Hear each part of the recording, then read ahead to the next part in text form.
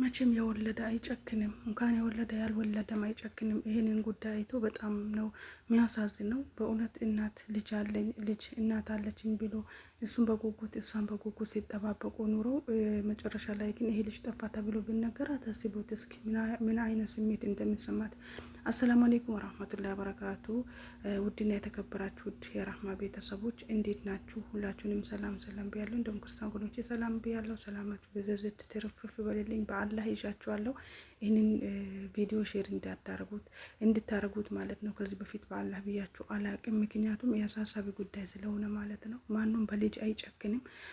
ልጅ የመሰለ ነገር ጠፍቶ አስቦት እስኪ እናት በስደት ላይ ሁና እሷ ለልጇ መኖር ያለባት ልክ ዋጋ የመክፈል ጥግ እስካለባት ድረስ ዋጋ ትከፍላለች። መኖር እስካለባት ድረስ ለልጇ ስትል ትኖራለች።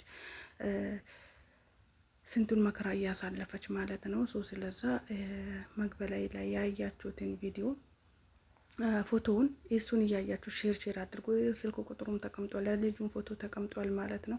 በዛው ምክንያት ሼር እያደረጋችሁ ምክንያቱም ልጁ እኛ ባደረግነው ኸይር ነገር ደግሞ አላህ ሰበብ አድርጎ ልጁ ሊገኝ ስለሚችል እኛ ደግሞ ኸይር ነገር እንስራ። ሁላችንም ሼር ማድረግ ይጠበቅብናል። እና እንግዲህ ያው ለእናት አታውቅም፣ በእናት ተደብቆባታል።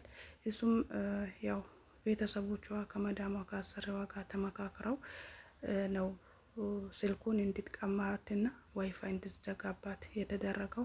ያው እናት እንግዲህ መዳሟ እንደበደለቻትና እንደምትበድላት ነው የምታስባት እንጂ ለሷ ኸይር ነገር እንዳሰበች አታውቅም። ምክንያቱም ይህንን ነገር በምን ታውቃለች? ምን አርጌ ምን አጥፍቼ ብላ ውስጧን ጸጸት ውስጥ ነው የምትገባው።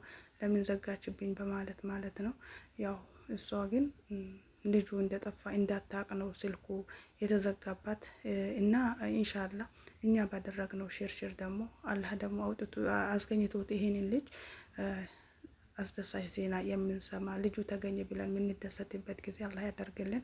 አንድ የተወሰነ ጊዜ ሆኖታል ማለት ነው። ግን መጀመሪያ አይቼው ነበር፣ ቪዲዮ አልሰራውም። ግን አሁን ሳይ በጣም ነው ያላስቻለኝ። የወለደ አንጀት አያስችልም ማለት ነው።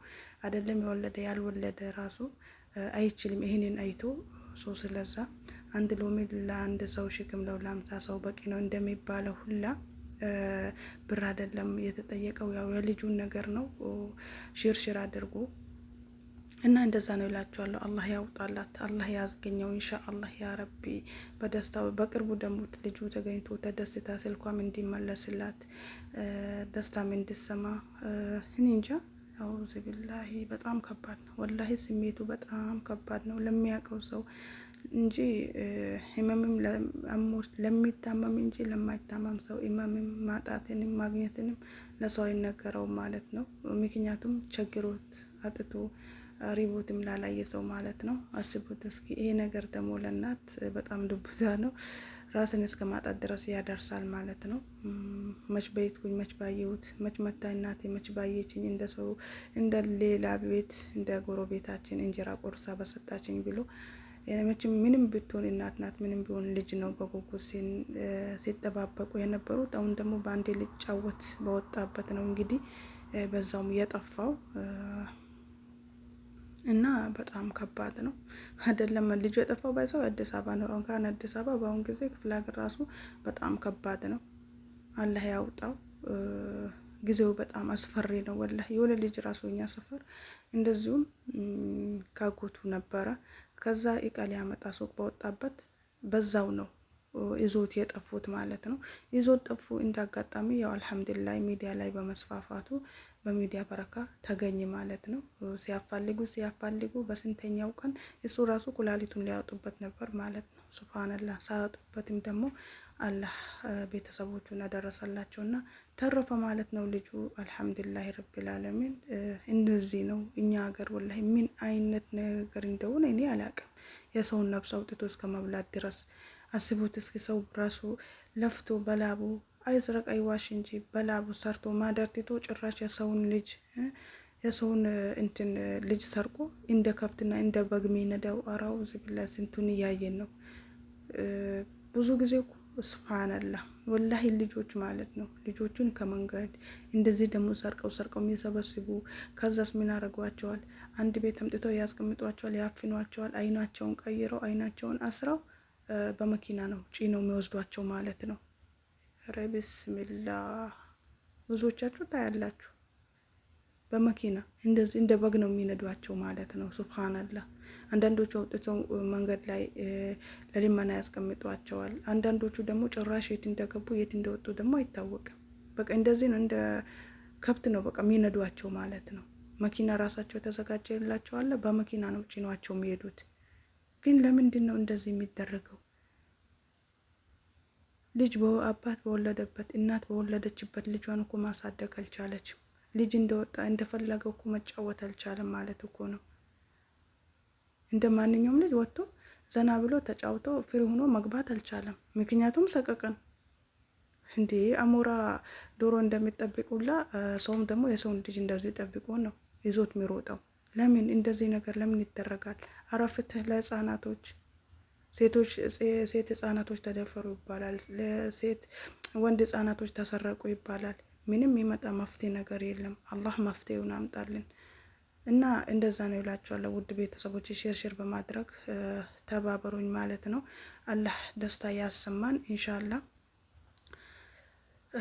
እናትም ደስታውን ሰምታ ከልጇ ጋር አላህ በሰላም እንዲያገናኛት ሙስሊሞች በዱዓቸው ክርስቲያኖች በጸሎታቸው አስቧት ማለት ነው። አላህ ያስደስታት ኢንሻአላህ። ልጁ ተገኘ ብለን የምስጋና ደግሞ ቪዲዮ የምንሰራ አላህ ያደርግልን ኢንሻአላህ። ሁላችሁንም እጅግ አድርጌ ከልብ አመሰግናችኋለሁ። እንግዲህ ያው በጣም ነው እውነት በጣም ስሜተኛ ያደርጋል ማለት ነው። ስሜት በጣም ይነካል። አላህ ያውጣላት፣ አላህ ያስደስታት። ሁሉንም ምን እናት ብቻ አይደለችም፣ አባት አለ፣ ቤተሰብ አለ፣ ሁሉም ይጨነቃል። አላህ ሁሉንም ያስደስተው ማለት ነው። ኢንሻአላህ በሌላ ቪዲዮ እስከምንገናኝ ሰላማችሁን አላህ ያብዛልኝ።